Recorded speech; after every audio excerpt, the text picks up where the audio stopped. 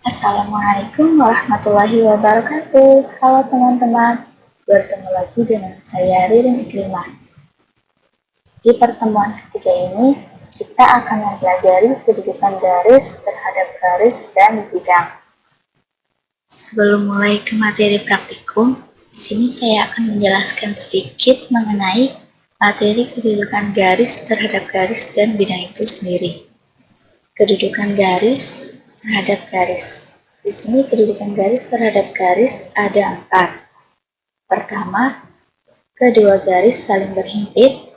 Kedua, kedua garis saling sejajar. Ketiga, kedua garis saling berpotongan.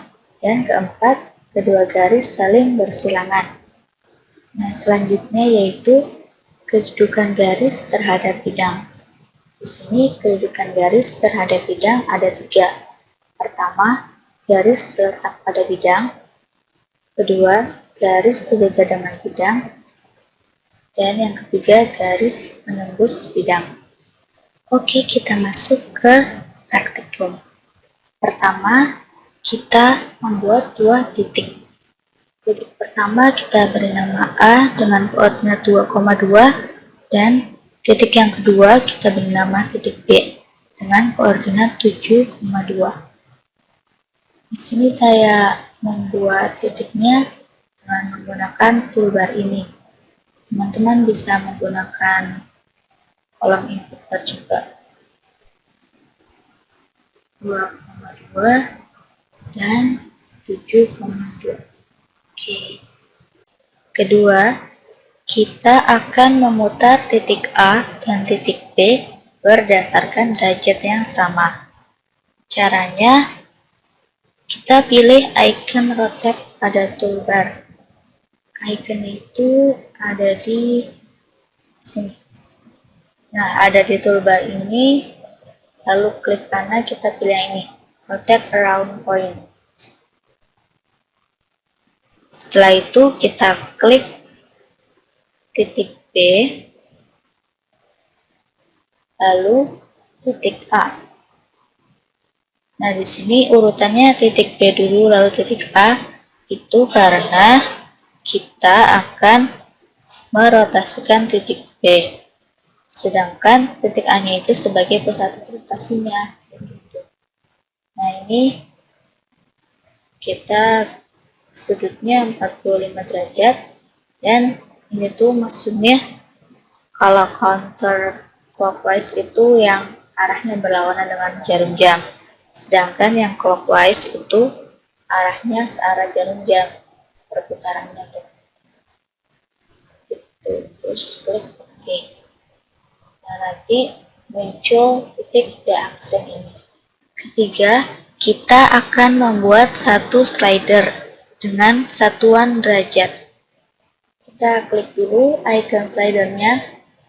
Nah, di sini karena kita akan membuat slider dengan satuan derajat, maka yang ini kita pilih yang angle. Dan name-nya kita ganti dengan R. Dengan interval maksimalnya itu di sini kita pakainya 180 derajat. Dengan increment-nya 10 derajat. Klik OK. Langkah keempat, kita akan membuat titik yang berada di antara titik A dan titik B ini.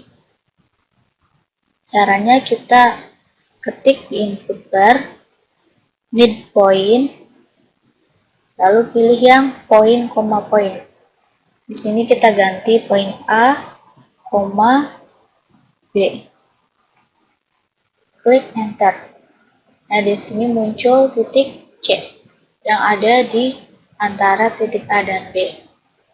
Langkah kelima, di sini kita akan merotasikan titik A sebesar satuan derajat R dengan titik pusatnya C. Caranya dengan mengetikkan pada kolom input bar rotate, kita pilih yang object angle point. Di sini objeknya kita ganti A, angle-nya kita ganti R, dan poinnya kita ganti C. Di sini R ini merupakan nama dari slider, karena kita akan membuatnya sebesar satuan derajat R. Nah, muncul titik A aksen. Langkah ke-6, di sini kita akan membuat ruas garis yang menghubungkan titik A dan B. Caranya dengan menggunakan icon segmen, atau kita bisa juga dengan menginputkan pada kolom input bar dengan perintah segmen. Ini saya akan menggunakan icon segmen. Nah ya, ini icon. Kita langsung klik titik A, lalu tarik garisnya sampai ke titik B. Nah, muncul segmen atau ruas garis F. Setelah itu kita membuat ruas garis kembali yang menghubungkan titik A aksen ini ke titik B aksen. Caranya sama, saya di sini masih menggunakan icon segmen.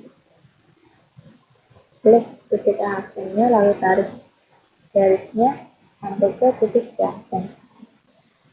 Muncul ruas garis G. Langkah yang ketujuh, kita akan membuat garis yang sejajar dengan ruas garis G ini, yang melalui titik A dan melalui titik B.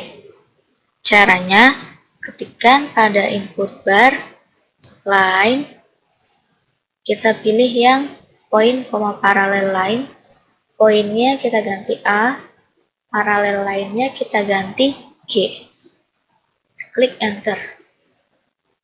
Nah, kita buat satu lagi, line, point. Nah, yang ini kita ganti titik B. Dan paralelannya G. Klik enter. Nah, sini bisa teman-teman lihat hasilnya yaitu garis H dan garis I, di mana garis H dan I ini sejajar dengan ruas garis G, dan garis H ini melewati titik A, sedangkan garis I ini melewati titik B. Langkah ke-8, kita akan membuat titik yang selalu berada di ruas garis F ini. Jadi titik itu nggak bisa digeser keluar ruas garis F ini. Caranya kita mengetikkan perintah point, pilih yang objek ini, dan kita ganti objeknya dengan nama ruas garis F. Klik enter. Nah, di sini muncul titik D. Ini nanti saya tarik. Nah, titiknya yang ini ya teman-teman. Nah, titik ini tuh hanya bisa digeser-geser di dalam ruas garis F aja. Ya, jadi kalau di luar ruas garis F nggak bisa tuh. Cuma bisanya di ruas garis F. Langkah ke-9, kita akan membuat garis yang tegak lurus terhadap ruas garis F dan melewati titik D. Caranya dengan mengetikkan perpendicular line, pilih yang point, segmen. Di sini kita poinnya masukkan D, karena kita ingin membuat garis yang tegak lurus itu melewati titik D, dan segmennya F. Klik enter. Nah, di sini muncul garis J yang ini nih. Bisa teman-teman lihat garis J ini tegak lurus terhadap ruas garis F dan melewati titik D. Langkah ke-10, kita akan membuat bidang menggunakan persamaan linear 3 variabel. Caranya, masukkan persamaan linear 3 variabel tersebut di kolom input bar. Di sini kita beri nama bidangnya itu bidang P. Maka P titik 2 kita masukkan persamaan linear 3 variabelnya, Di sini persamaannya itu X plus Y sama dengan Z. Klik enter. Nah, untuk memunculkan bidangnya, kita klik view, lalu pilih 3D graphics. Nah, di sini terlihat yang abu-abu ini merupakan bidang yang kita buat.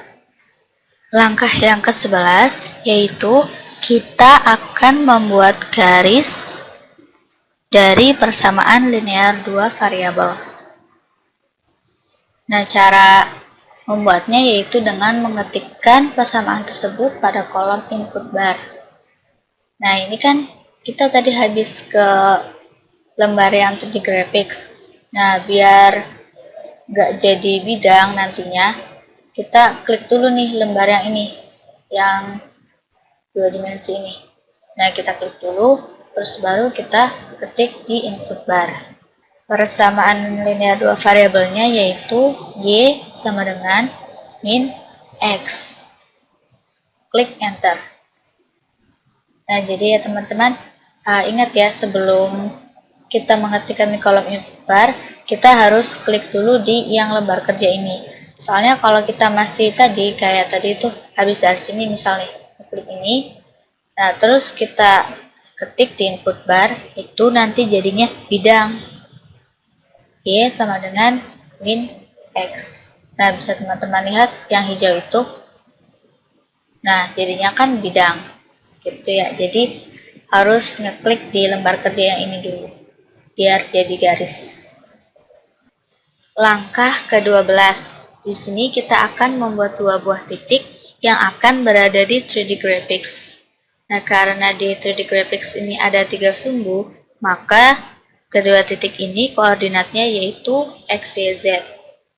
Langsung saja kita ketikkan pada kolom input bar koordinat titiknya. Pertama titik E. E sama dengan buka kurung, koordinatnya itu min 2,0,0. Klik enter. Selanjutnya titik F. F sama dengan buka kurung, koordinatnya itu 0,0,2. Klik enter. Langkah ke-13, kita akan membuat garis yang melewati titik E dan F. Langsung saja kita ketikkan perintahnya pada kolom input bar, line, pilih yang poin koma poin, kita ganti poinnya dengan E dan F. Klik enter. Pada lembar kerja ini, garis yang telah kita buat tidak ada ya. Nah, itu tuh karena kita titik E-nya kan tadi membuatnya berada di 3D graphics. Nah, jadi garisnya itu munculnya hanya pada 3D graphics, tapi di lembar ini tidak muncul. Gitu. Jadi hasil yang garis tadi kita buat itu munculnya di sini ya, di 3D graphics ini. Langkah yang ke-14, yaitu kita membuat checkbox. Jadi checkbox ini gunanya untuk menyembunyikan semua objek yang sudah dibuat. Jadi ini misalkan kayak ini kan nih, materinya tentang kedudukan garis kan, terhadap garis dan bidang.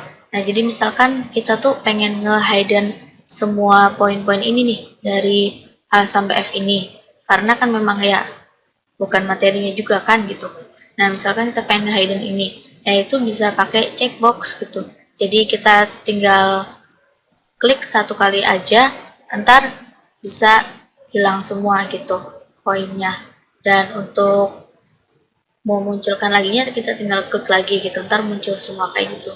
Jadi kayak tombol navigasi gitu, biar kita nggak susah nge-hidden satu-satu gitu atau nge-showin satu-satu gitu. Caranya itu kita klik icon checkbox ini. Nah, ini iconnya ada di ini ya, yang tool slider ini. Klik tanda panah lalu checkbox. Klik di mana aja. Nah, di sini caption. Captionnya ini bebas, kalian mau apa gitu. Jadi misalkan kayak tulisannya gitu loh. Ini tuh buat apa? Buat nge-showin atau buat nge-hidenin gitu.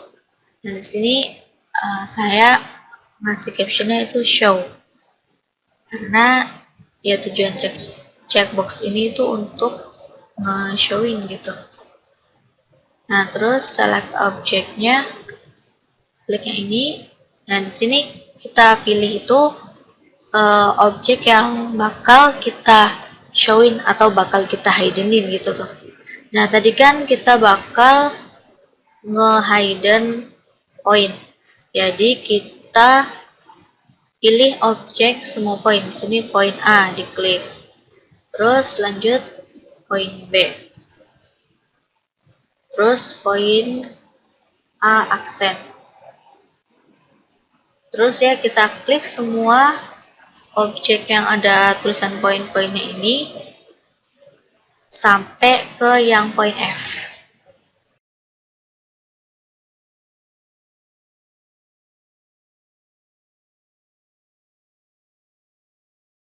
Oke, udah semua dari A sampai F. Klik apply. Nah, kayak gini tampilannya, jadi kayak tombol gitu. Coba ya, ntar kita klik. Nah, otomatis kan kita klik satu kali, poinnya ini semuanya dari A sampai F ini langsung ke hidden. Dan kita pengen nge-showin lagi, tinggal klik aja. Nah, langsung ke show semua dari A sampai F ini. Gitu. Itu fungsi dari checkbox. Jadi bisa digunain buat semuanya sih. Misalkan kita pengen nge-hidden line, ya caranya kayak tadi, tinggal pas pilih objek itu, kita pilih yang ada tulisan lain-lainnya gitu. Kita pilih semua. Oke teman-teman, sekian video pertemuan kali ini. Semoga dapat bermanfaat bagi kalian semua. Terima kasih atas perhatiannya. Wassalamualaikum warahmatullahi wabarakatuh. Bye.